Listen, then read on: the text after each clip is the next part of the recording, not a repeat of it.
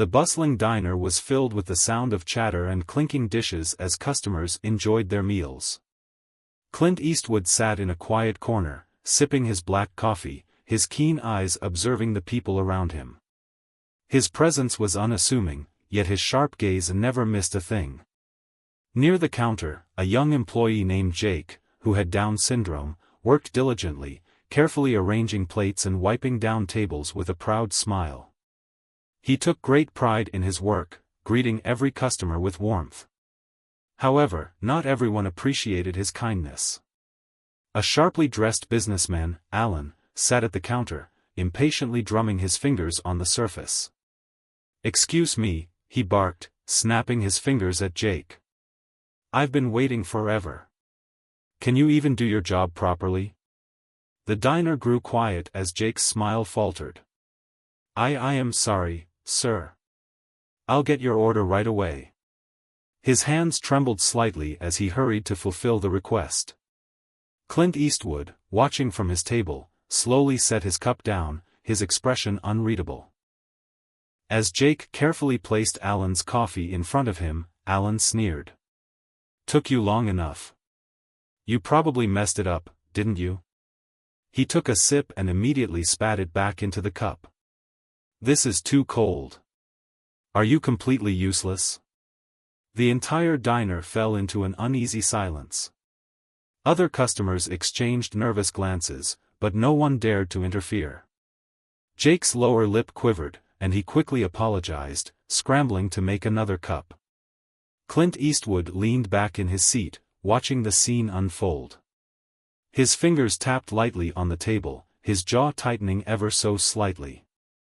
Alan, however, wasn't done. "They should hire real workers instead of charity cases," he muttered loudly, making sure everyone could hear. Jake flinched at the words, his eyes welling up. The manager rushed over, but before he could say anything, a deep, authoritative voice cut through the silence. "That's enough." The room turned toward Clint Eastwood, who now stood, his presence suddenly impossible to ignore. Alan scoffed, not recognizing him. "Who do you think you are? This is none of your business." Clint took a slow step forward, his piercing gaze locking onto Alan's.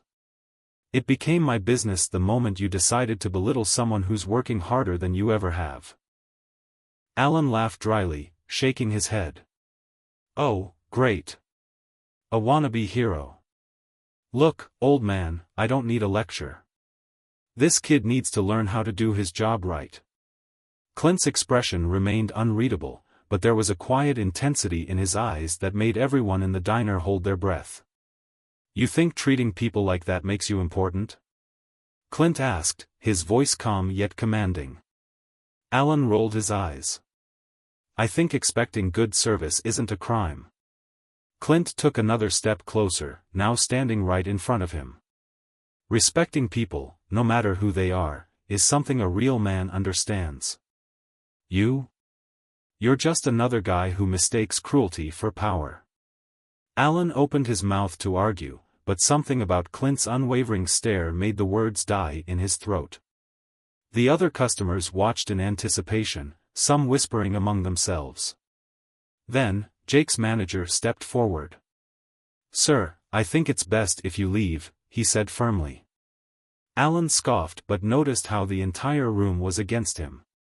With an annoyed huff, he grabbed his coat. "Whatever. This place isn't worth my time anyway." As he stormed toward the exit, a customer muttered, "Good riddance." But Clint wasn't finished just yet. Just as Alan reached the door, Clint spoke again. "Hold on." Alan hesitated but turned back, his irritation evident. Clint Eastwood's expression remained steady. "You know, I've been in places where real strength is tested. And trust me, you wouldn't last a day." Alan's jaw clenched, but he said nothing. Clint continued, "The next time you think about putting someone down, remember this moment. Because right now, every single person in this room sees you for exactly what you are." Alan's face turned red as he glanced around, realizing the weight of Clint's words. Without another word, he pushed the door open and left. The tension in the diner eased instantly. Jake's manager put a reassuring hand on his shoulder. "You did great, Jake. Don't let people like him get to you." Jake nodded, wiping his eyes. Clint, now back at his table, gave him a small nod of approval. The young employee beamed, his confidence returning. Other customers approached him, offering kind words, and the atmosphere shifted from discomfort to warmth. But for Clint, it wasn't about just this one moment, it was about something bigger. As Clint finished his coffee, the manager approached, a look of gratitude in his eyes. "Mr. Eastwood, I just wanted to say thank you. You didn't have to step in, but you did." Clint simply gave a small smile. Some things shouldn't be ignored. Jake, now more composed, walked over hesitantly. "Thank you, sir," he said softly. "I won't let people like him make me feel small." Clint nodded approvingly. "That's the spirit, kid. Keep working hard. The world needs more people like you." As Clint stood to leave, customers clapped Jake on the back, encouraging him. The diner, which had momentarily been shadowed by cruelty, was now filled with warmth and admiration. As Clint walked toward the exit, he glanced back one last time, seeing Jake smiling once again, serving customers with newfound confidence. Stepping outside, Clint took a deep breath. The world wasn't perfect, but moments like these reminded him why standing up for others always mattered. If you enjoyed this story, make sure to subscribe to the channel and press the bell icon so you never miss another inspiring tale.